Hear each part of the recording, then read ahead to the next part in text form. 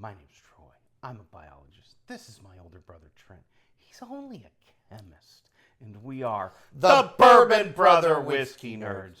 Happy Friday, Happy little brother. Friday, big bro. And happy Friday to the channel. It's once again Fresh Crack Friday. Fresh Crack Friday. And of all places, in Pennsylvania. I know. Troy found us a little bit of a I prize. found a prize. I was traveling with my wife to my wife's nephew, my nephew too, on the other side, his graduation party. And in Blairsville, Indiana, Westmoreland County, Pennsylvania, stopped at the Indiana Fine Wine and Good Spirits. And I initially missed it, Trent, in their little section of special stuff. Right. And then I went back and I'm like, is that new Riff 8-year? And indeed. It was. It was. And this is indeed Knob Creek 8-year. Or new Riff 8-year. New Riff 8-year. And it comes in at 100 proof. And I looked all over. It's not a bottled and bond. It is not. It looks like it was batched at 8 years. Well, I believe I did read that it's not a single barrel. It's from 2 different distilling seasons, so they could not call it a bottled and Right. bond. Okay. Well, that's interesting. Which I thought was interesting. And truth in advertising right here on the back is 60% corn. Oh, 65. 65% corn, 30% rye, 5% malted barley. Oh. So a very high rye mash bill. And if you're a fan of the channel at all, that would play pretty well for us. Right up our alley. I think this is New Riff's standard mash bill.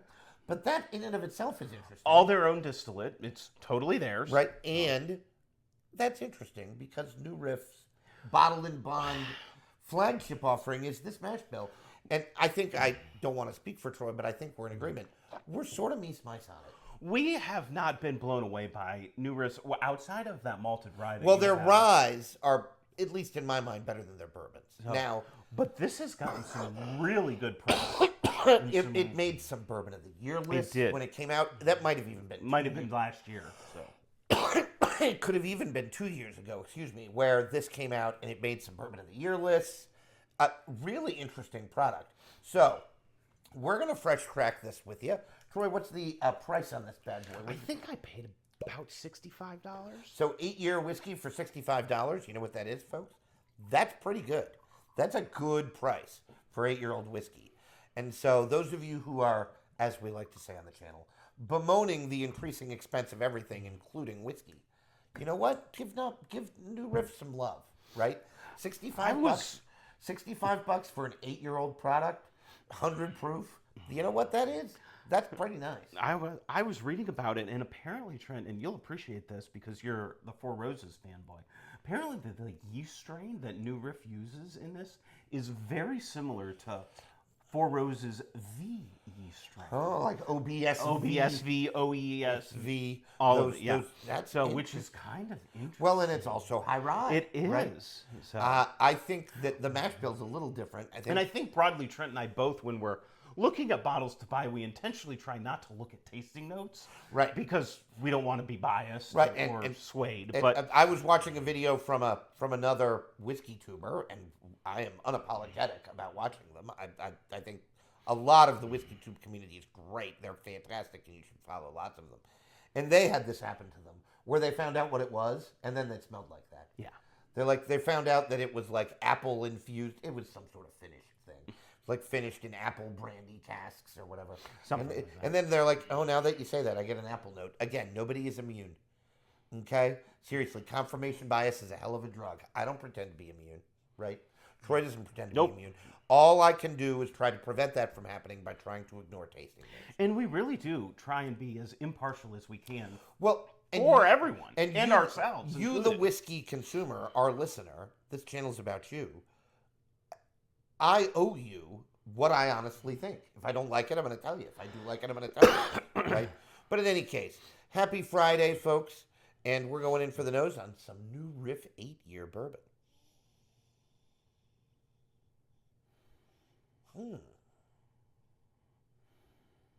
Okay. Well, it reads high rye. And it's the first thing I'm getting, other than there's the definite rye bite on the nose. And unless that's alcohol, and at 100 proof, that doesn't completely make sense. But there's a nice sweetness. Now, it's pretty traditional. Vanilla, brown sugar, caramel. I'm getting some floral notes. I'm getting a brightness, like an orange or a Ooh, lemon. Orange is not a bad note. I almost think it might be lemony. I feel like the deeper I get into it, lemon is the better. And creamy. Like there's a creamy note. Like A vanilla creaminess. a vanilla Yep. creaminess, right? Vanilla frosting. maybe. Vanilla ice cream Yep. with like lemon drizzle or something, which I might eat. Troy's right about the rye bite, but it doesn't club me over the head like a lot of Four Roses offerings do. And again, I am close, if not the biggest Four Roses fanboy on the planet, and Troy is not far behind, if he's behind at all. So I'm all for getting clubbed over the head with the high rye. This doesn't club me over the head quite as much as those Four Roses offerings do sometimes. But it doesn't smell young. Is there a touch of mint in here, Trent? Well, that would make sense Yeah. of the high rye. There is. Is that mintiness? Yeah. I almost want to say cinnamon, which is a bananas note. But, I mean, not actually bananas, but I think it presents as what it is it's really well balanced. It's bright. There is a bright sweetness to it. Trent's right, that vanilla sweetness is there. I don't think that it presents as uber oaky. I mean, No, in 8 years it should have some backbone of oak to it. and I'm not getting a young. lot. I'm not getting a lot. You know, we're just going to have to drink it, You know which what? is what That- we do. That'll be just too bad. Okay, I'll No. do it while I'm here.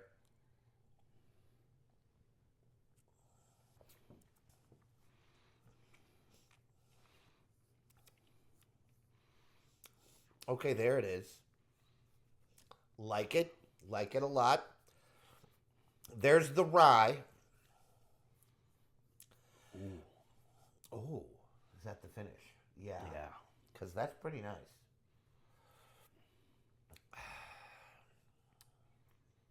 Ooh. And then it keeps going.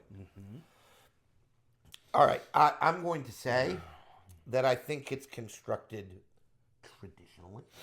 Sweet notes on the front. Transition to some rye on the back. There's the rye. And transitions into what is a very nice, spicy finish. It's kind of a closet spicy girl on us. She is. Yeah. She's a spicy meatball. It's this kind of a closet. She's a spicy meatball. And it's not an astringency. There is an oak backbone. I'm getting more oak on the palate than I Yep, did there on is the an oak nose. backbone. I think Trent's bright lemony citrus note really comes through on the front of the Well, palate. and that's the with that sweetness. sweetness, With that the vanilla sweetness. sweet brightness. It Yep. is lemony. vanilla ice cream with lemon But drizzle. mid palate, it really transitions into And it's a some- powerhouse. Some Once nice pepper. Well, I thought it was going to be more tame, but it wasn't. Like it brought the spice. It's not black pepper. It's almost that more floral white pepper. You know. Well, see, that's good. Is it like a green pepper? Maybe it is. Yeah, it's. I think it's just more floral. I think you're right. It's less bitey than black pepper. Right? Yeah, it's not. it's- but it is a rye. It is forward rye offering. forward. Yeah. Not Really? off-putting though. No. It's well balanced with the sweetness. I think they did a good job with that. Yeah. And the finish is quite nice. This tastes worlds better. This than is the like, flagship offering. and maybe what we're picking up on the flagship is youth, grainy, It's youngness. got there's a bit of a barrel note on this too, but it's not bad. Right? No, it's really not bad. sour. This this is- is not a sour whiskey. No. It's And a I sw- think that's one of the things that turned you off on the flagship was you were picking up on a sour note. A sour, If I recall sour correctly. note, right? Yep. Almost drank like we've gotten lots of heat for it, and I'll take the heat. Pikesville we rye. famously don't like Pikesville 'cause we For get exactly that reason. For that sour note, it just goes too far. This does not present as sour. As a matter of fact, it presents as sweet and then a spicy meatball. Yep. And that's not bad. I can live with that. But It is not as rye aggressive as a Four Roses single barrel offering, particularly the OBSVs. It's not as spicy. boy, that transition from sweet to spice is the highlight of this sip. It's so cool. Yeah. Again, I think, The mouth feels nice. Yep. There's some unctuousness Yep. to this. again, just got a note that I can't quite identify. Is it like a roasty toasty? Yeah, something? it could be. Graham cracker. Ooh, okay. Now that's not what I was thinking. I don't know. I'm gonna have to digest that. Maybe it's just bready, or Yeah, see, I'm not- sugar cookie. Boy, if he's getting that note, he's doing better than me. 'Cause I did not get Again, that. I don't know. He's probably right. I might be in there, but I think to Trent's point, what I think is most pleasing about this is the upfront sweetness and that transition. Oh to my the God, spiciness. it's so nice. It's so well done. It's really So nice. thoughtfully This composed. drink's worlds better than their flagship offering. Absolutely. Now, and again, folks, $65. I mean, I don't know. I think this drink's elevated. this might be a gateway if you want to try a higher rye bourbon that isn't quite as aggressive. This would be a good thing to Because if you can handle this, maybe you can handle a 4 Yeah. single barrel proof. Yep. And it's half the price of Yeah. a single barrel proof.